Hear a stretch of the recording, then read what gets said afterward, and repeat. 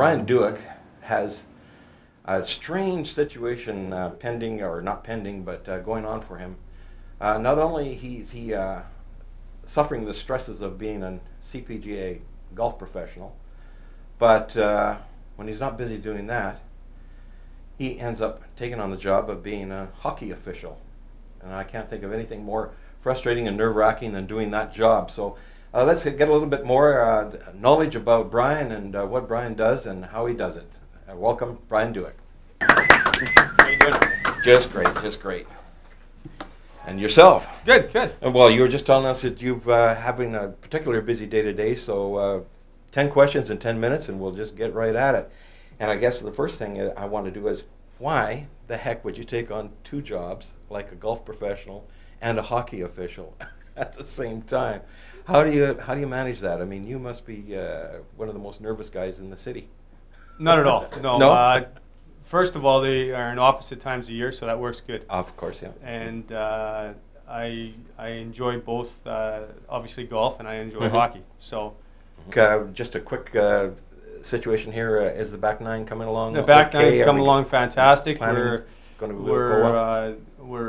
ahead of budget and ahead of schedule, so that's a good two positives. So, and we've actually got some grass showing on the 10th tee box, and we seeded on Saturday the 18th green and around 18 green there. And you're pretty happy with the front nine? The front nine is, I actually did a quick drive around this morning, and the greens, I hadn't taken a look at them since last Wednesday, and they have come, I mean, leaps and bounds since then. So it's every week the golf course changes out in the front nine, so it's going to be really exciting as the year goes on.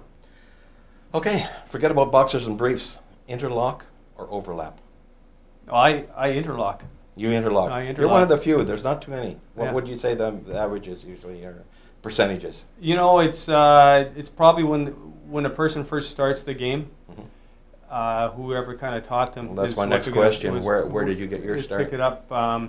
You know what? I actually overlapped when I first started, and I changed to interlock. I don't know why. I just felt more comfortable for myself. So there's no good or bad one. Kept the hands together. You know, Jack Nicklaus interlocks. Norm Park does. Norm Park, there you go. I mean, two of the exact same people. Yeah, I'm sure. Yeah, the skill level is probably they've only about this far apart. Yeah, just synonymous. Yeah. You're this far from getting to the senior tool now. Yeah, I'm sure. Yeah. What was your worst golf shot in competition? My worst shot in the competition? In any competition. One where you think, how could you have done that? Well, one's probably, two I'll share with you. One's the worst shot you can probably hit in golf is a shank. Recently in a tournament. I don't know if Jack and I have ever had that, but well, you may. You know, people age your abilities. Okay. We look up to you guys. Yeah, I'm sure. But I actually played in the tournament last year and walked up and backhanded a putt that was about 2 inches, and it hit the side of my putter and missed the hole completely. Cost me about $300. So. Oh. Hypothetical. You're in the third period. It's been a brutal game. You've skated miles that night. Out comes the fourth lines. The score is 6-1. You know what's going to happen. Two guys start to face off. Have you ever yelled at them, "Hey guys, $10 each if you don't"? No, not at all. I stand back and watch them beat the crap out of each other and wait till they're over. Oh, is that right? Absolutely. That was what you'd do. Have you ever caught a straight punch? A glancing blow off the helmet. As a linesman, yeah. And, okay, the other thing too, you're a linesman in a game. You kick the first guy out of the face-off circle for whatever. The second guy comes in. He never gets kicked out. How come? I'll share a story with you. 9 times out of 10, you want to just get the puck down. But I'll also tell them, like, you know, let's get her set. But you're right. You just get the puck and try to get the puck going and down. Right? They've lost the centerman already. So, but go back to the World Bank Cup when the Bruins were in it last in Yorkton, and I was lucky enough to work that. There was a protocol there that because it was Hockey Canada and it was on TV, that these are our parameters, and there was as soon as they touched that line, you're chucking them.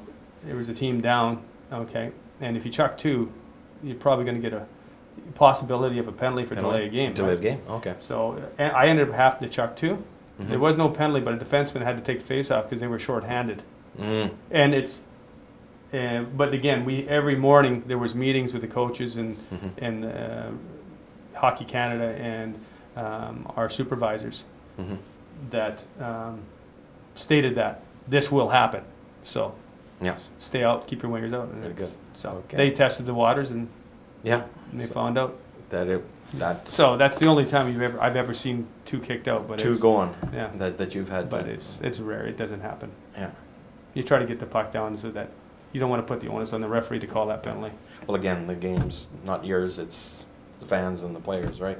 Absolutely. Yeah. But again, face-offs are meant to start with a fair start in the game, Uh-huh. or else we just throw the puck in the corner, right? Mm-hmm. Well, that might be interesting. Well, you know, I can also We I can- can make sure that I drop might the be puck how- a certain spot on that dot too. Yeah. If one guy doesn't want to win or lose that, right? Yeah. So if they're gonna mouth me off, I can make sure that they won't Play with it, that. yeah. Not to say I've ever done that. Play the game. Okay. Well, Brian Dueck, thank you very much for coming in, doing the 10 questions in 10 minutes, and now you can get off and go and buy your beer. There you go. Thanks.